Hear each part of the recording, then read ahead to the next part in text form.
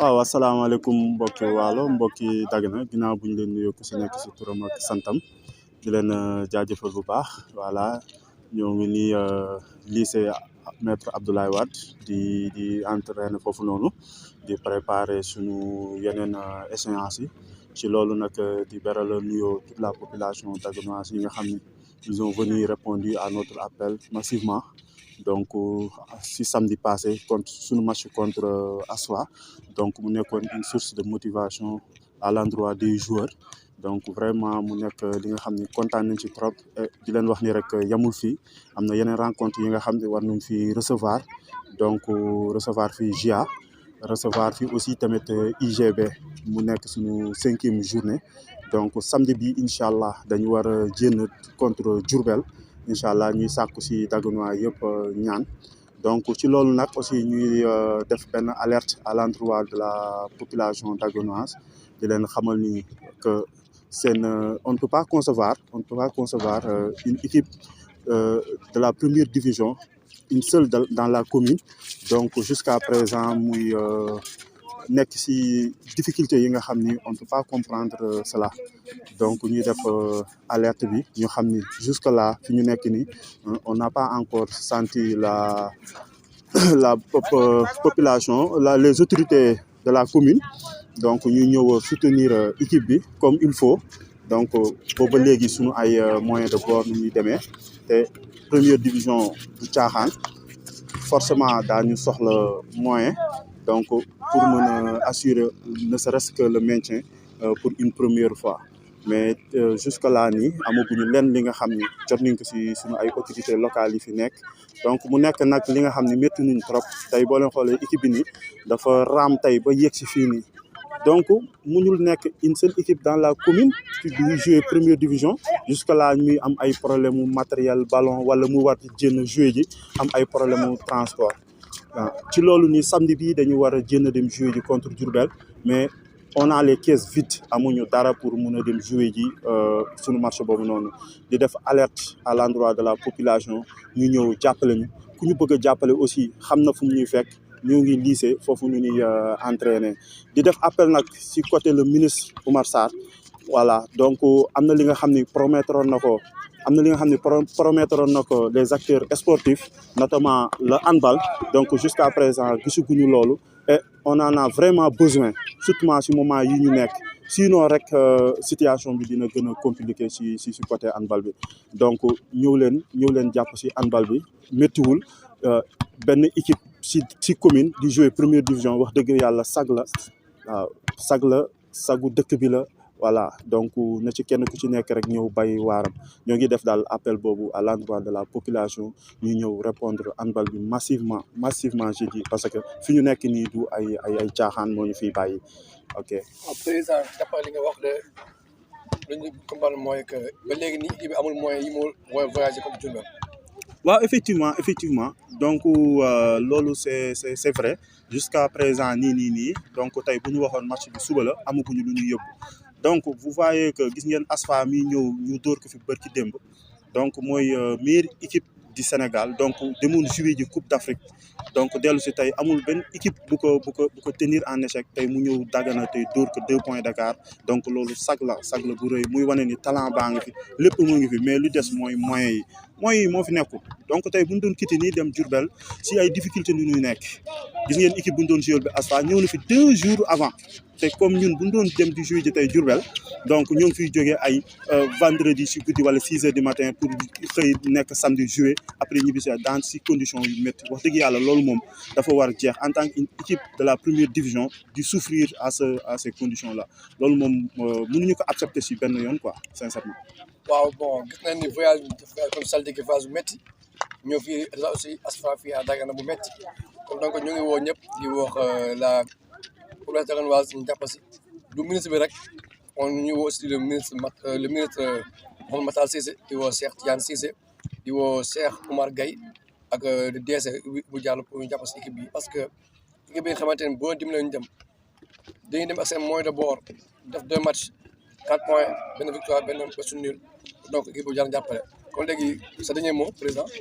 waaw sama dernier mot rek mooy di remercier ñëpp comme ni mu ko tàmbalee woon si njalbeenu vidéo bi di remercier population daganoise bi nga xam ne ñëw nañu répondre suñu appel massivement mu nekkoon source de motivation bi tax booy yi gën a ñafe match bi donte ni si ay conditions yu métti nañ ko préparé woon mais avec l'accompagnement de la population des uns et des autres nga xam ne ñuy ñëw soutien financier bi moral bi lépp donc sentir nañ ko te loolu lu ñuy ñaan pour suñu yeneen rencontre yu ñu war a amaat fii contre GIA war nañ fi dalal GIA war fi dalal UGB donc pour le moment ñoo nekk gum premier si poule bi ñoo ngi koy xëccoo ak GIA donc GIA tey dafa war a moom ak ASFA ñoo war taje donc bu ko ASFA dóoree pay bi day gën a leer donc suñu match bi ñuy di dem jouer contre Diourbel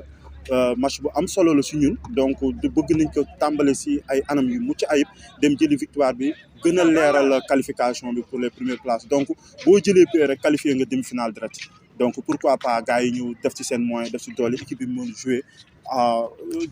qualifié demi-finale direct waaw loolu daal loolu laa amoon li nga xam ni war naa ko sànni di tàllal loxo ñëpp nag ñëpp tëjuñu suñu ay buntu ñu ñëw jàpp si ñoo ngi entraîné fii lycée aussi tamit di préciser waale que suñu terrain bi ministre am na lu mu si digoon aussi tamit jusqu'à présent les travaux démarré gul gisaguñ si dara donc mu jàppale ñu parce que tey bu fi lycée bi newuloon dañuy mujj obligé di recevoir suñu match ay à l'extérieur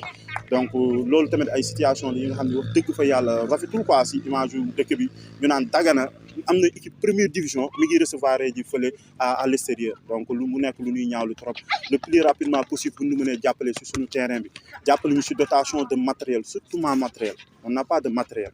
voilà on n'a pas de matériel des ballons dossard maillot xam nga polo matériel bi nga xam ne tey bu équipe bi taxawee rek buñ ko xoolee